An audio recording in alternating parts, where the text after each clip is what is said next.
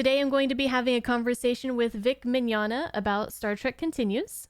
This is my first time ever interviewing someone. I never thought I would do something like this in my life.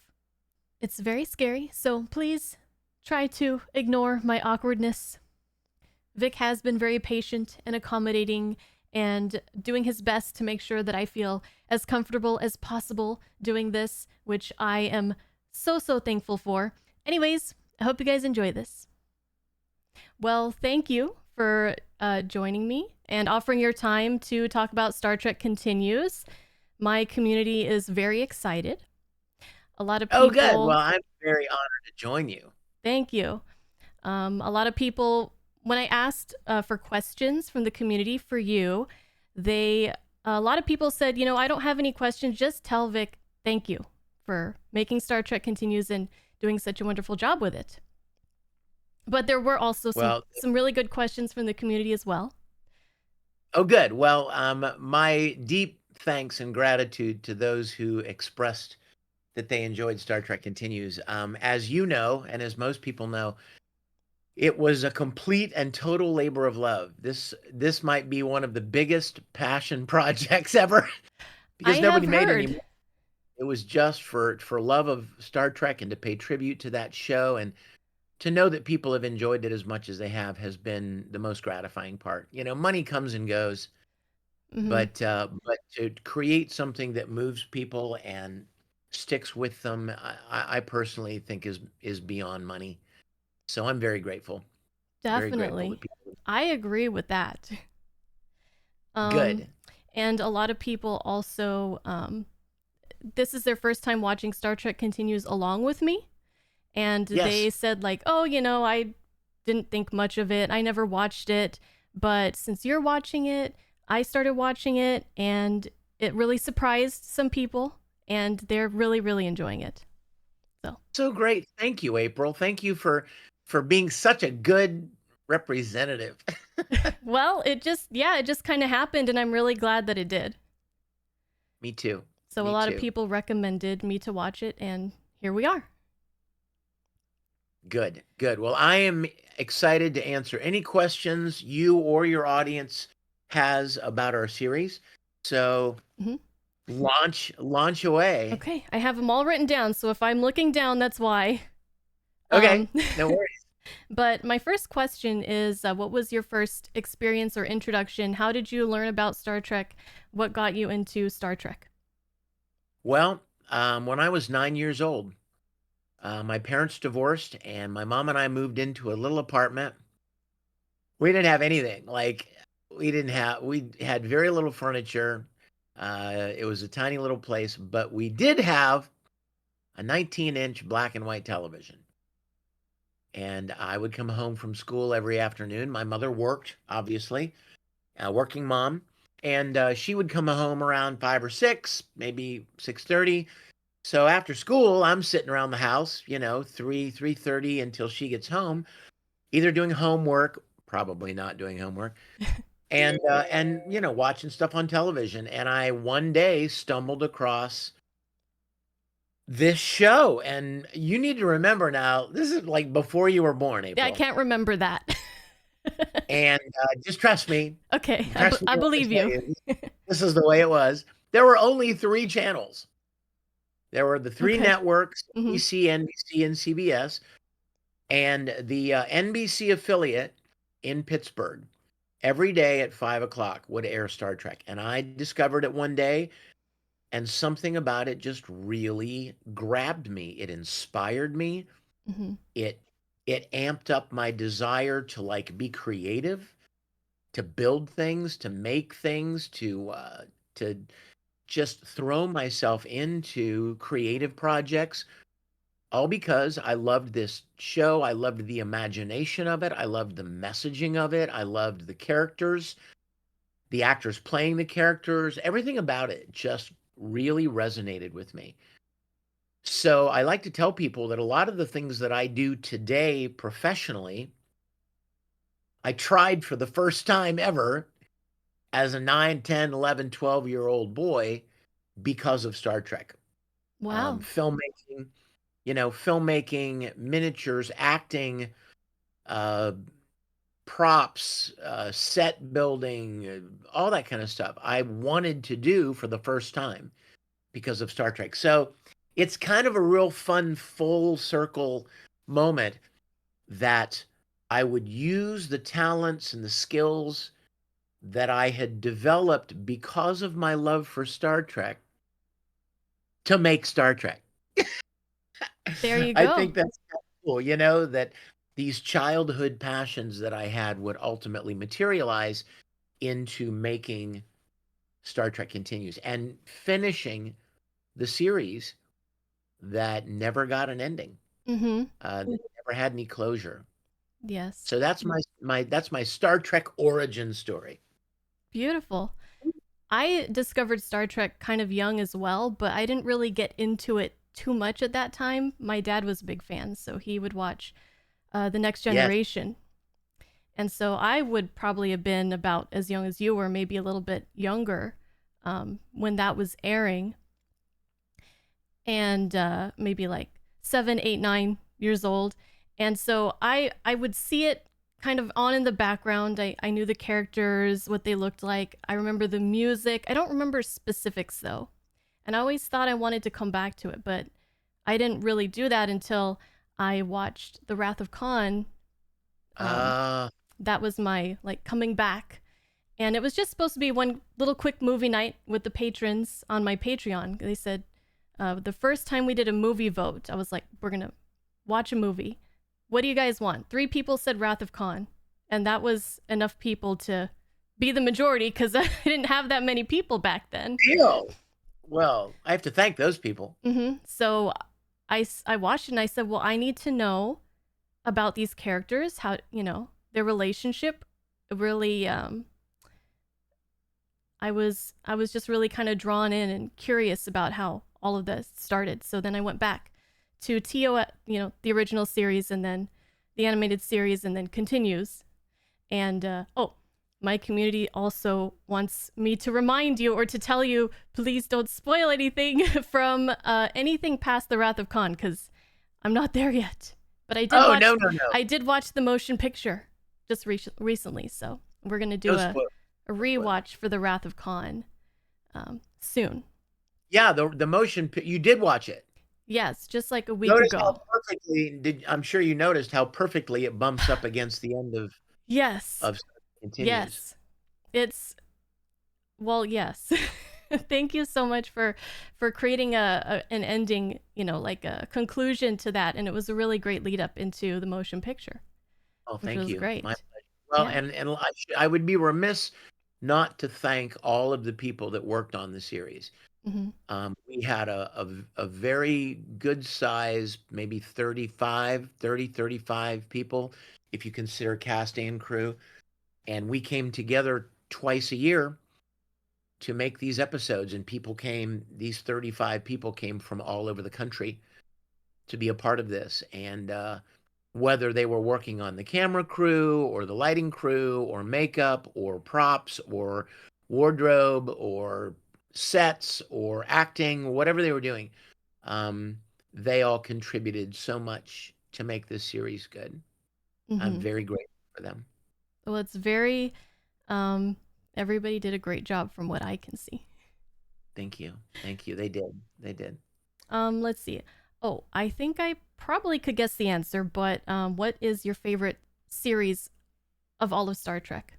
Definitely the original series. Okay. You know, it's so funny because there's so many Star Trek fans in the world, but what I've learned is that people tend to be the biggest fan of the series that introduced them to Star Trek.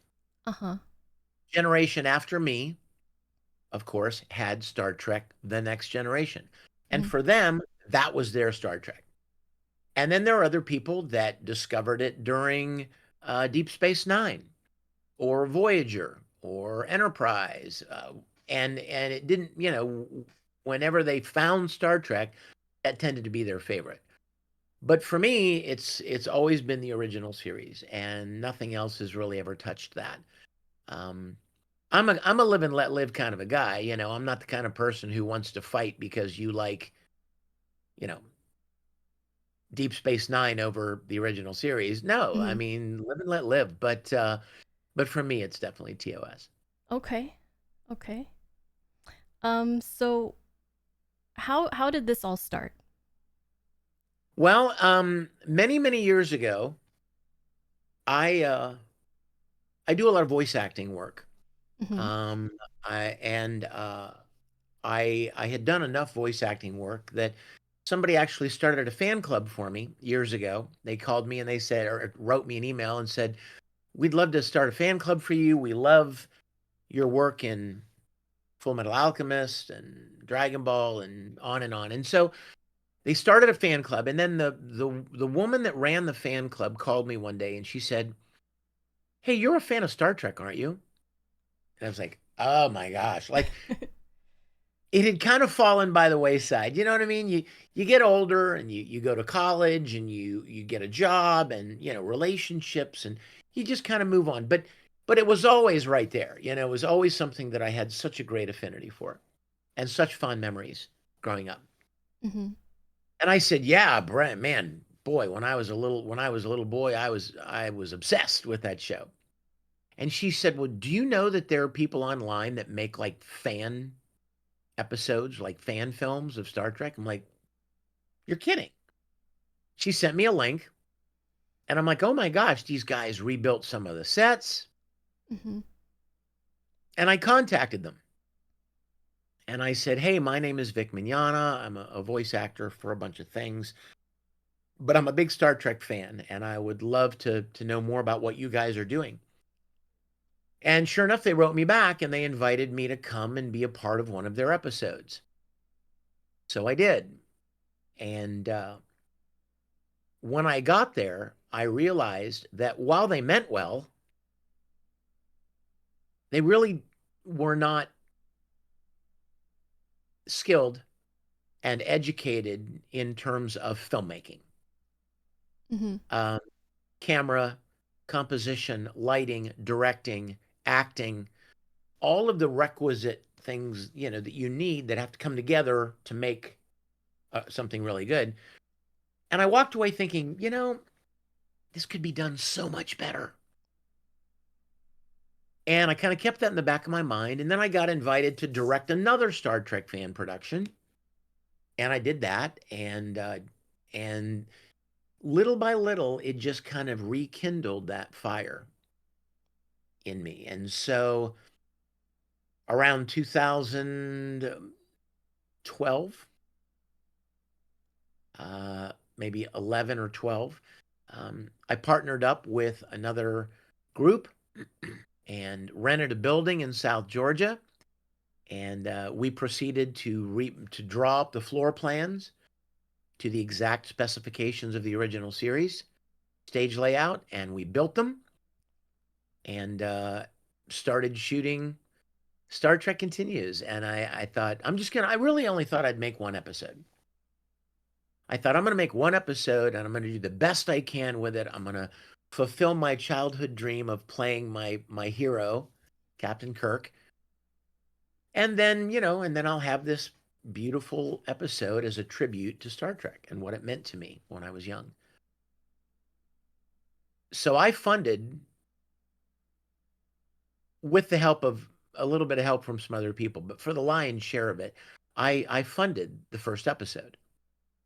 I didn't feel like it was right to launch a Kickstarter or a crowdfunding campaign because I mean these people don't know that whether I can do this or not. It seemed disingenuous for me to ask people to give me money to do something that they had no real proof that I could do. So I thought, well, if there was ever a stronger case for put your money where your mouth is, this is it. So I put a ton of money, over $100,000, into renting the building, having the sets built, all the materials you need to buy, right? Paint, wood, nails, screws, all that. And then paid to fly all the actors down, paid to put them in hotels, paid to rent equipment, paid to feed everybody every day, and made the first episode, Pilgrim of Eternity, which was actually a sequel to an original series episode, Who Mourns for Adonias, and we were able to get the original actor to reprise his role Yes. as the Greek god Apollo. This is the coolest thing ever. So we shot it, we finished it, I edited it, I chose the music, we put it all together, and I put it out, having no idea how it would be received. And much to my great surprise and thankfulness, people really enjoyed it.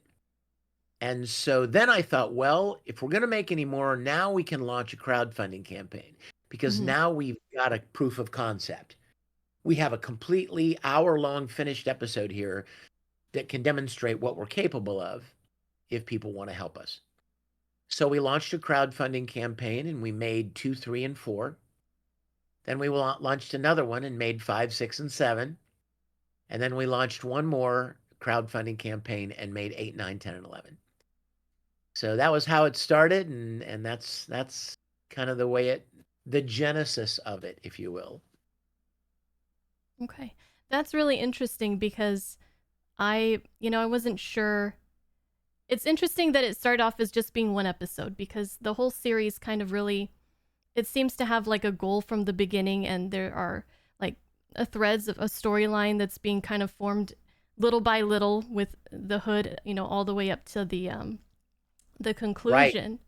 right. And notice where that happened though. That happened around episode 6, Okay. you know what I mean, or 7. We were making singular episodes up to that point.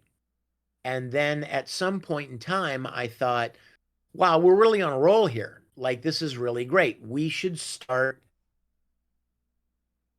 focusing on an ending.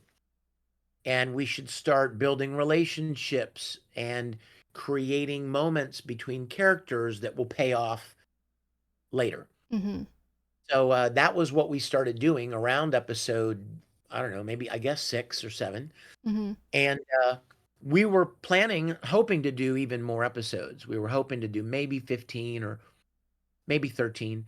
But due to a bunch of reasons that I don't want to get into because it had nothing to do with Star Trek Continues. It had to do with another fan production, but Mm-hmm. it kind of poisoned the waters of the fan film world. So we had to wrap it up quicker than we intended to. But we have always expressed great gratitude to CBS. What is arguably the most iconic television show in history that never had an ending. Yeah. It just was canceled. Yeah. So very grateful for what we got to do. Mm-hmm. Let's see. Oh, okay. So aside from what you just mentioned, what are some of the other like biggest hurdles that you guys had for filming and just making all this happen? I think maybe the biggest hurdle of all was the two biggest hurdles, I think, were good stories.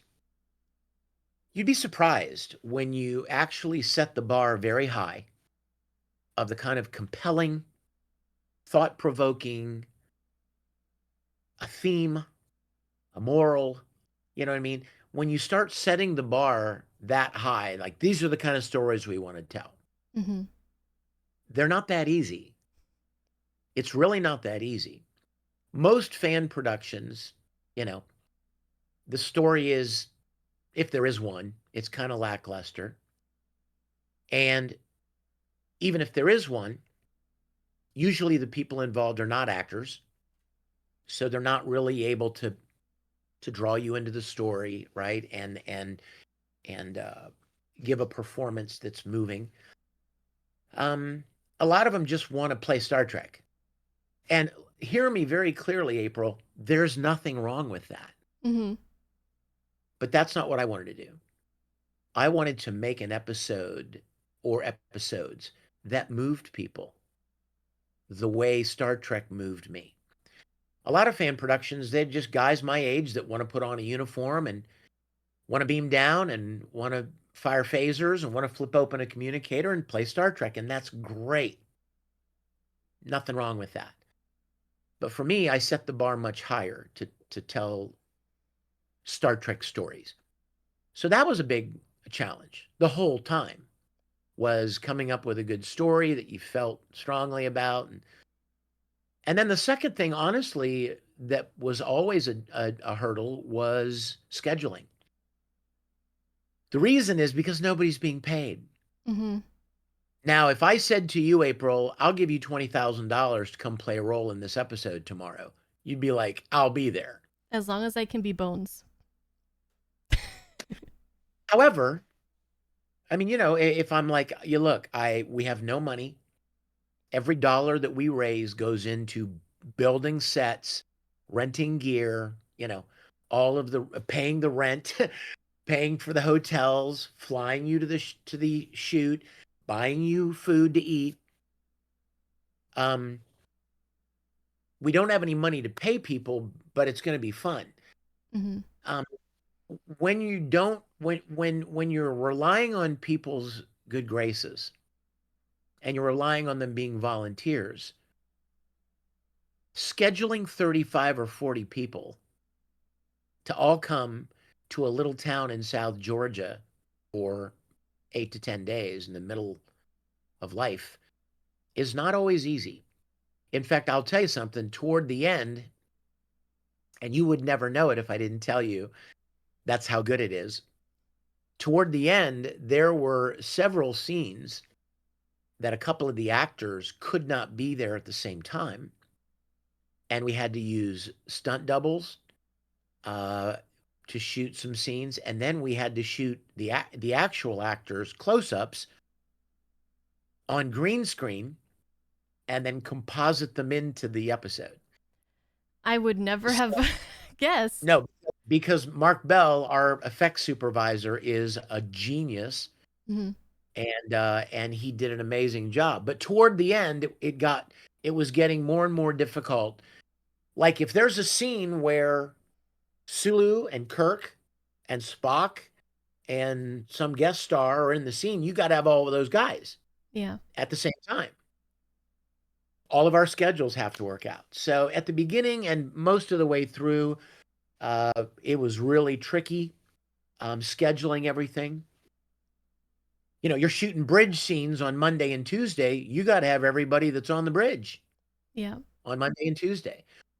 And then you may not need somebody again until Friday. So scheduling was very tricky. And again, like I said, especially because we weren't paying anybody. But we had the greatest people and they came through and we accomplished the goal. So it was a challenge. It was a hurdle, but we were able to overcome it. That's good. Yeah, I never would have guessed. That's really interesting to hear. Yes, we have a couple of fun clips. I think, as a matter of fact, you might even want to look on StarTrekContinues.com. Mm-hmm. If you look, there are dozens and dozens of videos underneath the 11 main episodes. Dozens, and they're behind the scenes videos, they're blooper reels, they're special effects reels, like how they did their interviews with some of our crew. And I think there's something there that shows like this is what we shot and this is how it ended up looking Mm-hmm. on screen. I definitely need to check those out. Yeah. You'll enjoy them now that you've seen the series. Yeah, I It'll wanted to give you wait. it'll give you some really fun extra kind of behind the curtain into what we did. Mm-hmm. I'd love to see that. Definitely will. Um, I was also wondering about kind of you spoke about a little bit, but the writing process, like the stories. I know there's different writers and people who helped, but I think for the most part it was you coming up with Well, the. I kind of did what Gene Roddenberry did. If you don't know that name, you probably do. But Mhm. Gene Roddenberry created Star Trek. Right. He was the guy that created this show back in 1966. I pretty much did what he did. He was the exec producer. So even if he didn't write the story, he oversaw the story. He Mhm. made sure that it followed the vision for the show that he had. He used to make writers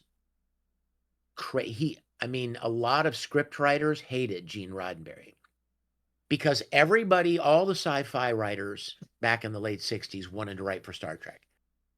They loved the show, they loved the intellect of it, they loved the thought-provoking storytelling, and all of the big sci-fi writers of the day, Robert Matheson, Harlan Ellison, tons of them, they would submit story ideas, Mm-hmm. and Roddenberry would accept them, and then he would rewrite them. I have And heard a little bit about this. it made them absolutely bonkers angry. They hated him. But to be fair, it's his show. Mm-hmm. It's his vision. It needs to be what he wants it to be.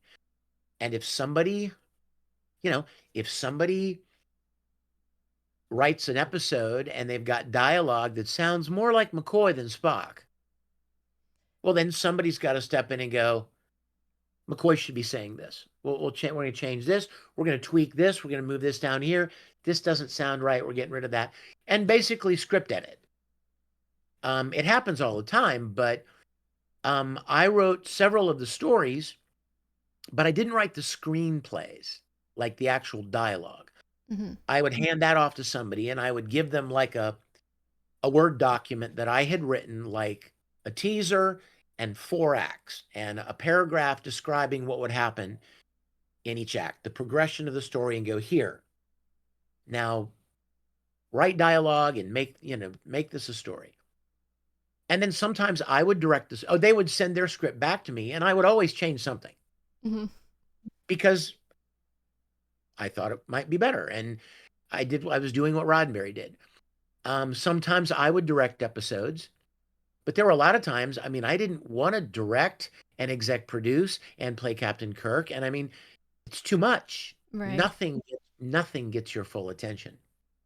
Everything gets about 60%, So I would ask good friends of mine and talented directors like Julian Higgins or James Kerwin to direct. But I was still exec producing, right? I'm standing right there, like I'm on camera or I'm behind the camera. And if they were setting up a shot and I would lean in and go, you know what, Julian, I don't like this angle. Let's put a 50 millimeter lens on instead of the 35, and let's move the camera around this way. And that way we can get all this action. And I would always be engaged, even if there was a guest director. Because a lot of people don't know this, but when you're talking about movies, like a theater movie, the director is king. What he says goes, period. But in television, the executive producer's word is final. Because it's the executive producer's job to oversee the whole series. Mm-hmm. You're going to have 10 different directors coming in to direct different episodes. Yeah. And actors that are not part of the series coming in as guest stars. How do you keep it on course? The executive producer has to make sure that the vision for the show is maintained throughout different writers, different directors, different actors. So that was kind of my job. But I brought in a lot of really, really, really great talented people. And some of the stories were mine, as I mentioned, and some of them were others that different people submitted. And I'm like, this is a really cool idea. Okay, I could see this being really cool. And then we'd find somebody to turn it into a screenplay. You have answered one of my burning questions that I've been having since Okay. about just the process of the writing. When I would watch the episodes of Star Trek the original series, it would say like written by DC Fontana or whatever, story by, and then teleplay by these people. And I'm like, what does that mean? Like, whose story is it? So that Yes. that's very enlightening.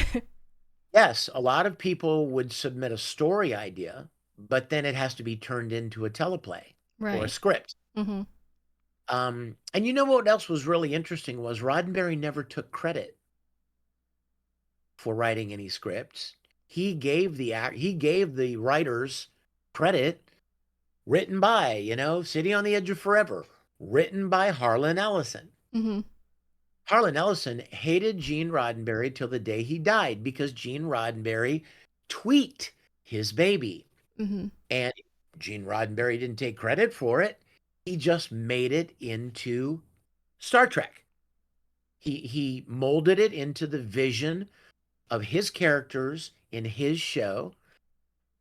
And what Harlan Ellison wrote originally was an amazing story, but it wasn't Star Trek. I mean, it didn't fit quite as well into the Star Trek world. So that's what Gene Roddenberry did. I can see that because I I haven't read the original like script for City on the Edge. I've heard it's out there, Mm-hmm. but I did just recently finish reading Harlan Ellison's greatest works, like one of his greatest works, and he's interesting, and I really Yes, enjoyed some of his stories, and some of them were kind of like just a bit much, but yeah. I don't see Yeah, the like those original. stories being in Star Trek. Like they kind of have a different aim Oh that they're yeah, going for. yeah. If you ever find the original City on the Edge of Forever, first of all, it was 3 hours long. Like there was way too much to fit into an hour episode Mm-hmm. to tell a story in a teaser and 3 acts. Number one. Number two, it revolved around some drug dealer that gets on the Enterprise, and you know what I mean. Like it didn't sound like Star Trek. It didn't feel like what we had come to Yeah, know and expect we don't deal on these. drugs. We deal tribbles. Exactly, exactly, exactly. Perfect example. Mm-hmm.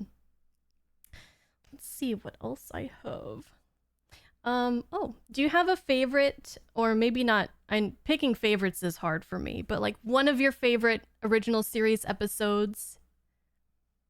I have an answer for that. First of all, I love a lot of them, obviously. And there's the generic handful that most people go to. Mm-hmm. Almost everybody will say Sitting on the City Edge on of the Edge. Forever, Uh-huh. or The Doomsday Machine, or Mirror Mirror, Mm-hmm. or Balance of Terror, or I mean, there are any number that people go to. Like, that's my favorite. That's my favorite.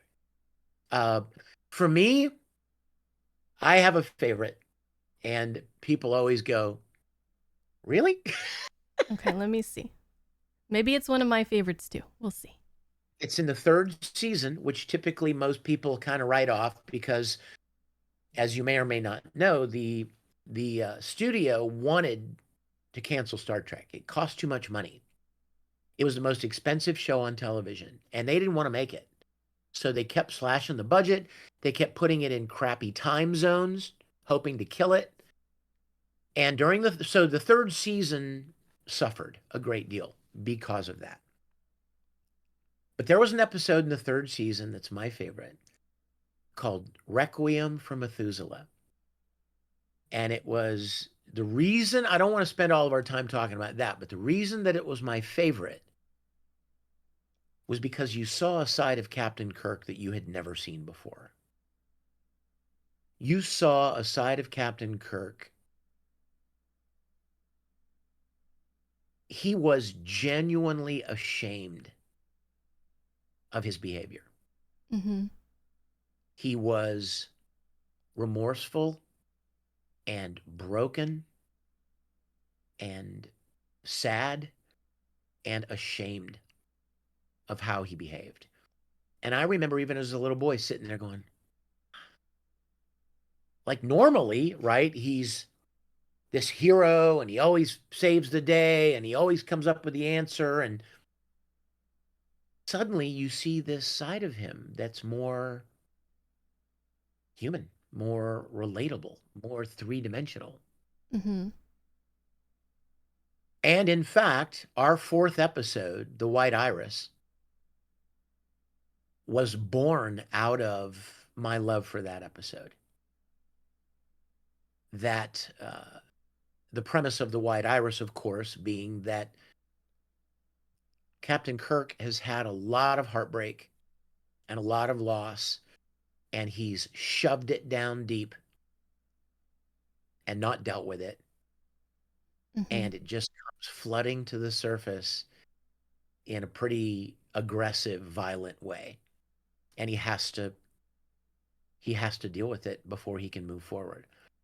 Um, one of them being related to Requiem for Methuselah. So that's my favorite episode. Okay. I like that one a lot too, actually. I Oh, was good. I was almost hoping you were gonna say Way to Eden when you said it was a Oh third my. season episode. No, I love that episode. Okay, I also loved A Piece of the Action. Loved that episode. I did not care for it too much the first time I watched it, but the second time I was just cracking up. It was Yeah, just it it's it was so yeah, I yeah. just loved it. Patterns of Force was a good episode, where they went to the Earth parallel of Nazi Germany. Mm-hmm. That was a really powerful episode. Um, oh my goodness, I'm not even gonna get started. There are just so many. Yeah, yeah, Anyway, yeah.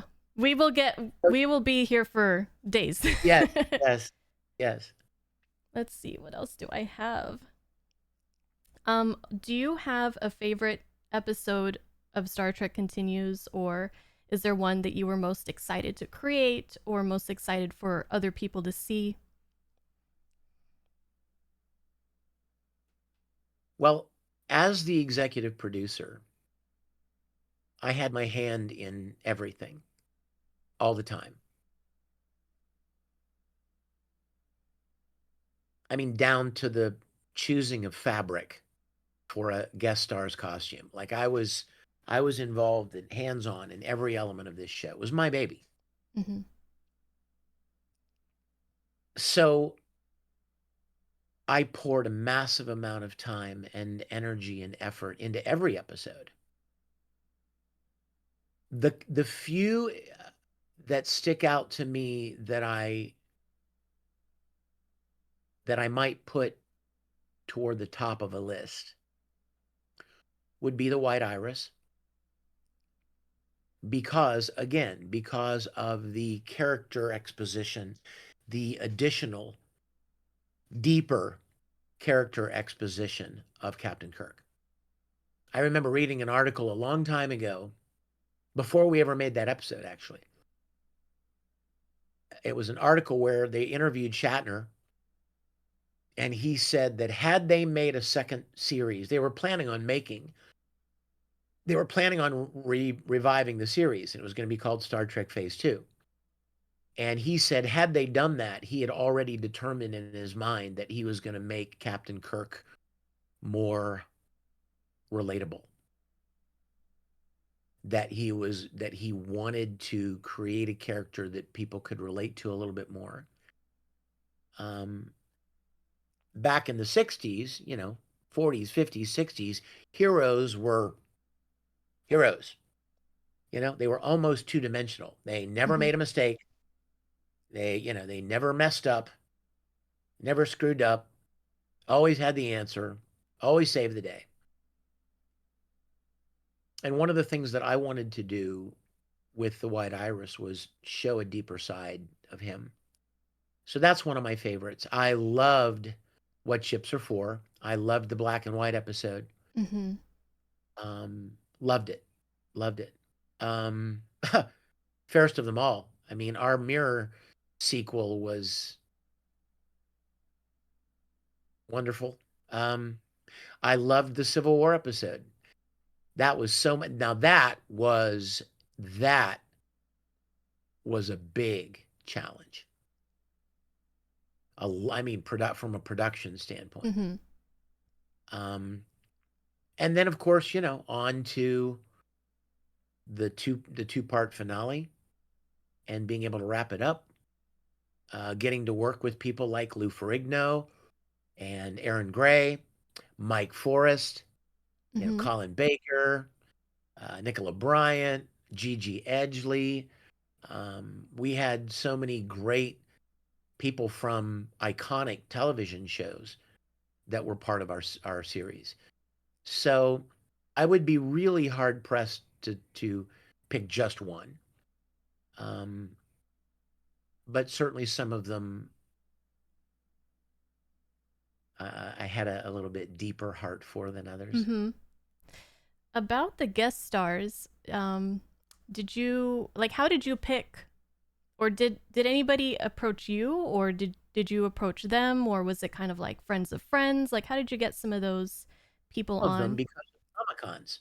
Oh, Because okay. I do a lot of Comic Cons, right? As a voice actor for 25 years, Mm-hmm. um, over 400 different animated series and video games. I would get invited to anime conventions and comic conventions. And in doing so, I met and became friends with Aaron Gray, Jamie Bamber, uh, um, Lou Ferrigno, Gigi Edgley, Colin Baker, John Delancey, Ann Lockhart. Everybody that was in our series as a guest star were people that I had known and became friends with from doing Comic Cons together. Okay. Even the fact that Marina Sirtis, Counselor Troy herself, was the voice of the Enterprise computer, Mm-hmm. was only because I knew her and we were friends from doing conventions together. And I asked her if she would do it, and she said, sure. Michael Dorn, Worf, when we did the mirror episode and the ship's computer now has to be a man's voice because it's a mirror universe, I asked Michael Dorn and he agreed. So um, that's how most of our guest stars came into being. I Okay. had worked with I'd become friends with a lot of actors through the Comic Cons, and a lot of them knew that I was doing this. Lou Ferrigno in particular was a big Star Trek fan when he was a little boy. And I told him I was doing it and I showed some pictures. We were still not even, hadn't even shot our first episode yet, but we were still building sets. And he and I were at an event one weekend and he asked me what I was up to. And I showed him some pictures of our sets being built. He said, man, I loved Star Trek when I was young. If there's something I can do, if I can play a role, let me know. And my first thought was, yeah, right. What would we ever do with a 6'5" giant muscular dude, right? You can't just put him in a uniform, right? He would stand out like a sore thumb. Mm-hmm. We were writing Lolani at the time, and I added the whole story arc of the slave trader that owned her coming after her to reclaim his property. And as soon as I wrote it because I wanted to figure out a way to get Lou into an episode, I thought it would be Oh, fun. And so I wrote that arc thinking he would be so great as an Orion slave trader. And he would be green again. wow. Oh my gosh, right? So, yeah, That's that was so a cool. long answer to that question, but Pays to have those connections. yes. One of my favorite guests was well, I don't remember her name, but the daughter of Joanne Oh, Linville. Amy, Amy Rydell. Mm-hmm. We were looking for somebody to play that role. And just like in the Mirror sequel, just like Fairest of Them All, it picks up right where the original episode left off. So you got to have somebody that looks like Marlena. Barbara Barbara Luna, who played Marlena in the original series episode, she has a very unique look. She's Mm-hmm. a very unique, exotic, kind of Polynesian, kind of you can't quite, you know what I mean? It's Mm-hmm. just unique. We looked everywhere. I even put out a casting call in LA. We found somebody that was close and we decided to go forward. And then one day I was at a makeup store in LA and I looked across the store and there was a woman buying something at the counter. And I was like, "Oh my god." I pulled my camera out, took a picture and I showed it to my friend who was with me And she was like, "Oh my God." I'm like, "Come with me. I'm going to approach her. I'm going to go ask her if she's an actress. And, I don't want her to think I'm some creep, right? Some weirdo. So come with me." So we came over, and when she finished, hold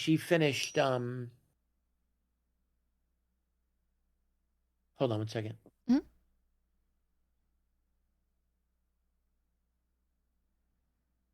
When we finished, um, when she finished checking out at the store, I approached her, and she was an actress, and she agreed to do it, and she ended up being Marlena. And I mean, when we released that episode, people were like, "Oh my God, Barbara Luna hasn't aged a day." Well, no, Mhm.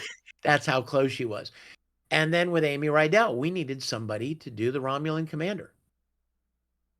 And it hadn't been very long since we'd seen the Romulan commander.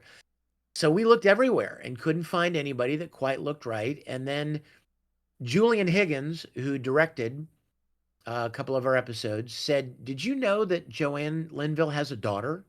She's on Facebook." And I looked her up, and I'm like, wow.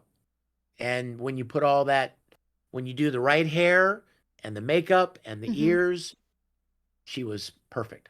Perfect. Did she do any acting beforehand? She hadn't really. No, in Because fact, I thought she did a very excellent job. she did, and she worked with her mom, by the way.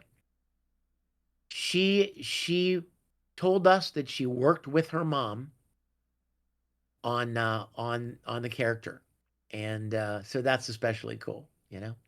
Yeah, I love that.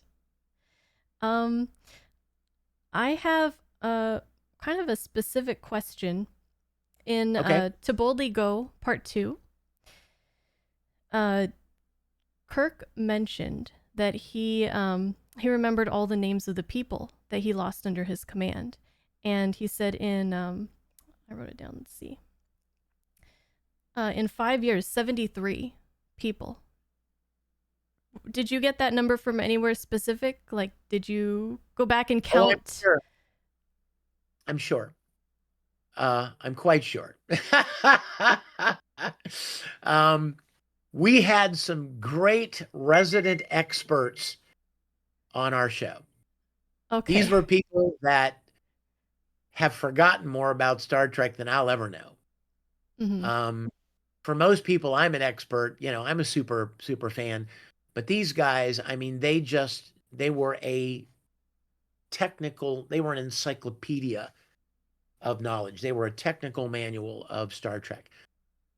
So when that episode was written, I can assure you that someone, either uh, either Rob, who wrote it, or James Kerwin, or Larry Nemechek, somebody found that number Mm-hmm. and put it in there. Okay. Yes, that's a great question. Great question. I remember when I performed the line, and I was thinking, "Dang, that's a lot of people. That's Yeah. wow, really that many people die?" Oh, well, And they wrote it. It's I probably was true. kind of imagining somebody going back to all the episodes and like, okay, this many people in this episode and making a Somebody tally. somewhere probably counted it up, and then whoever put it in the script saw it and added it, thinking, "Oh, that's a nice little specific detail." Yeah. And it really helps with the weight of, 73 lives is a lot. One life is a lot. 73. Yeah, yeah, And I've always loved, like you were talking about when you're talking about the white iris and Kirk's characterization.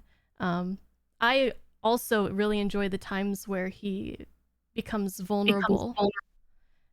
and he talks about his loneliness and the weight Yeah, of being the captain and things like that. Those are he can give a great speech, which is great, a rousing speech, but I do also really love those more intimate moments where he's kind of, you know, vulnerable like that. exactly, Mm-hmm. exactly. Those are my favorites too.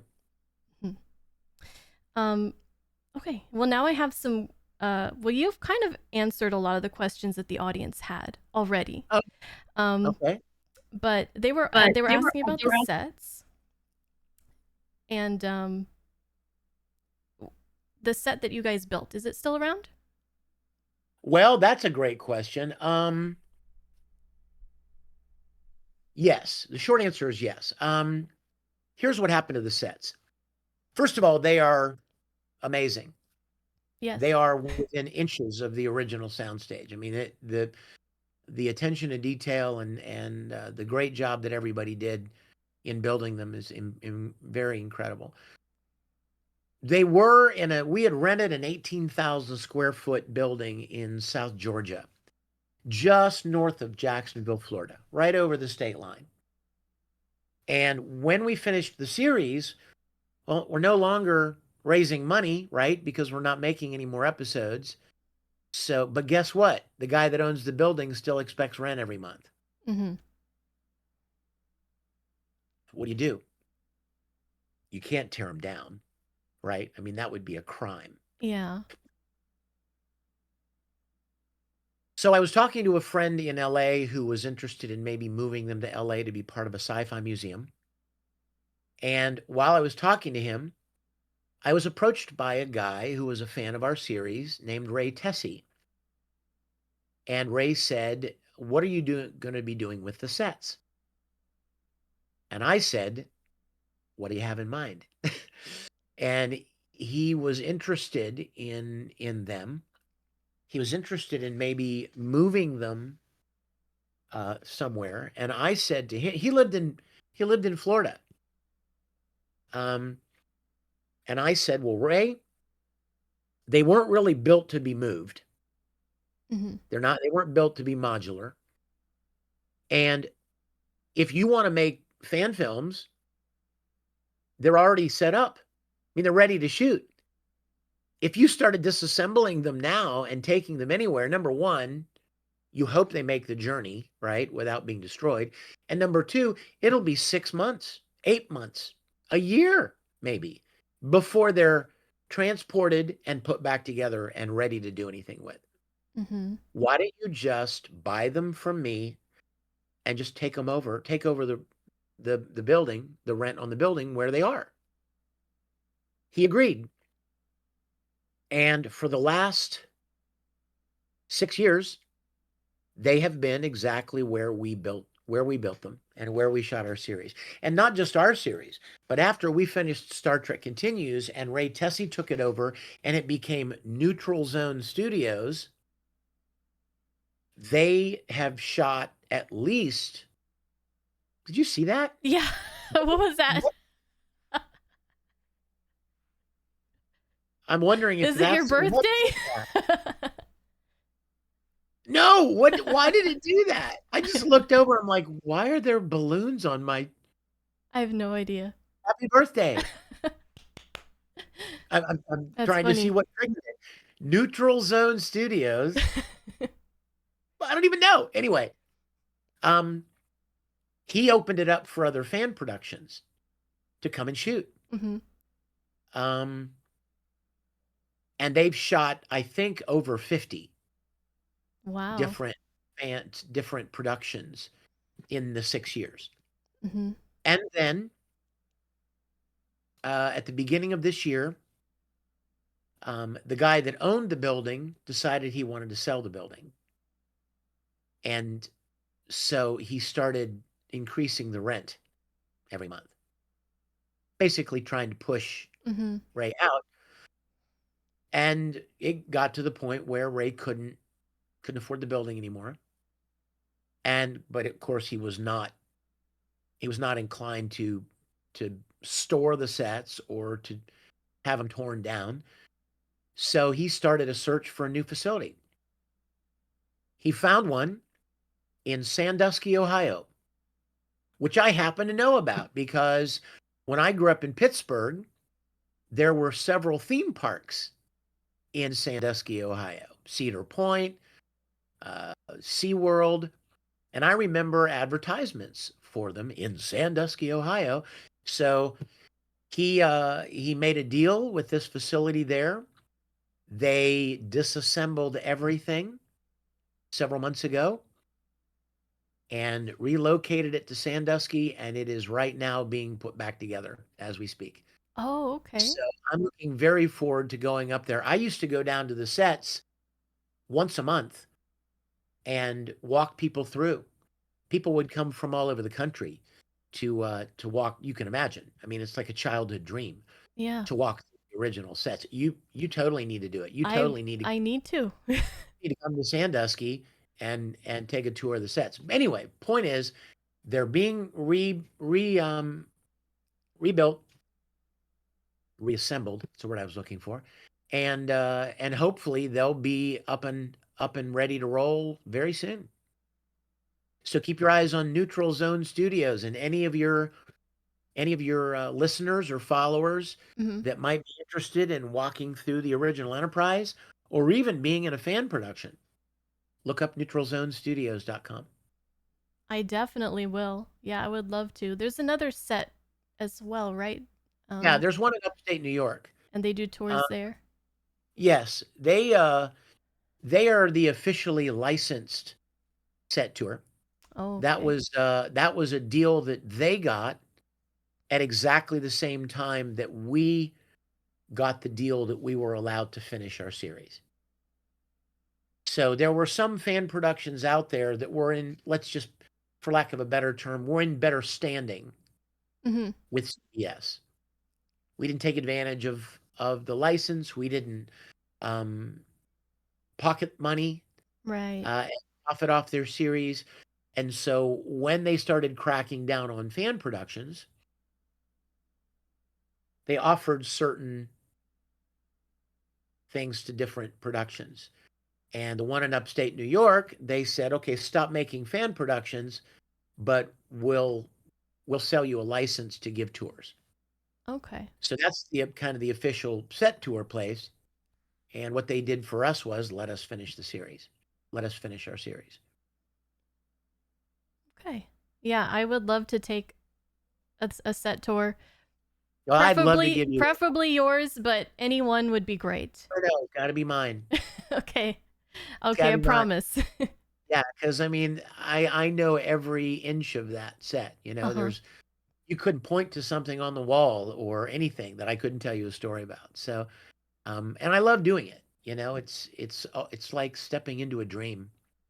It's just amazing being on those sets Mhm. because they're all interconnected. I don't know if you've ever seen a schematic of the sets from the original series, but they were all connected to that big bending corridor. Mhm.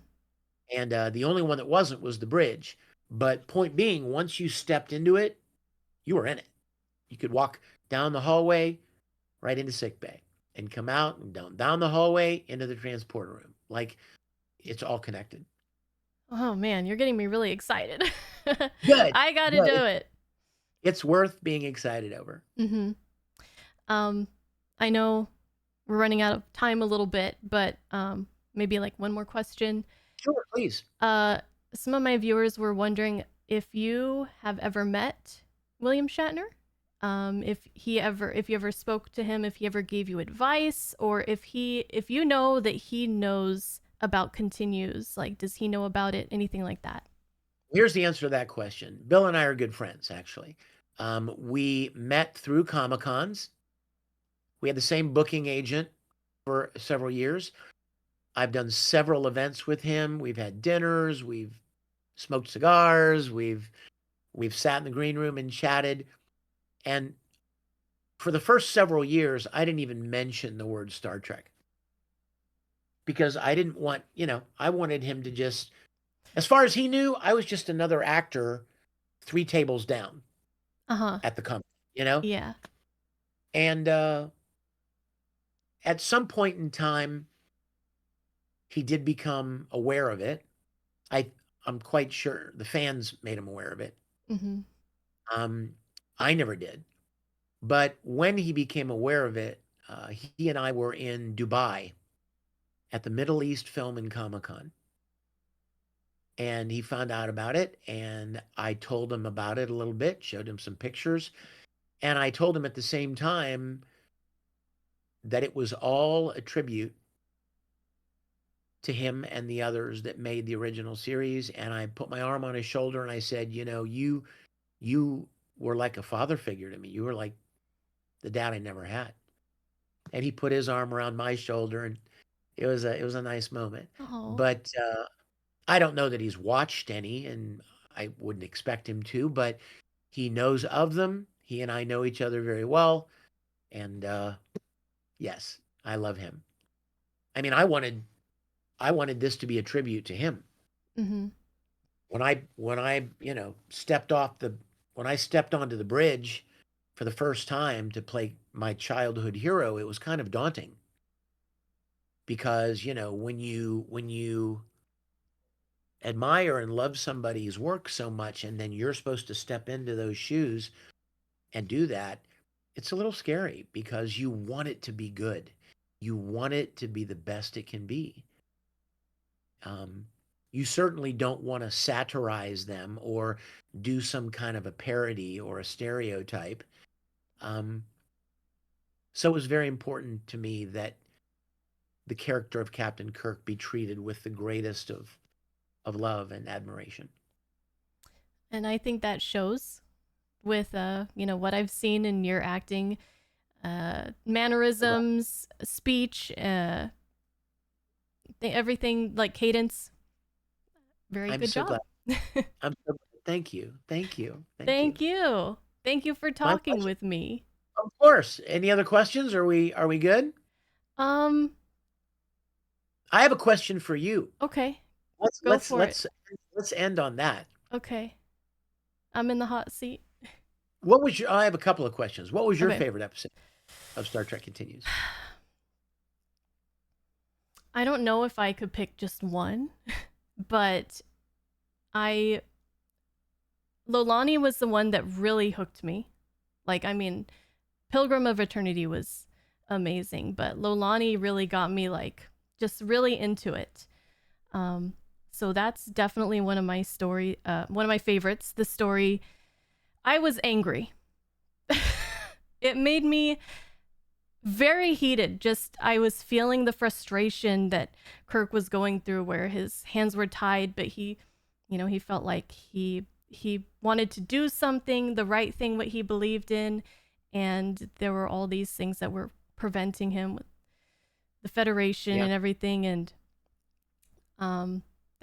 that really got to me, and I'm glad. makes me want to kind of cry right now just thinking about it because I loved her and I loved that story. Um, Want to hear a fun fact about the girl that played Lolani? uh-huh. Fiona Vroom. There was a girl that was supposed to play Lolani.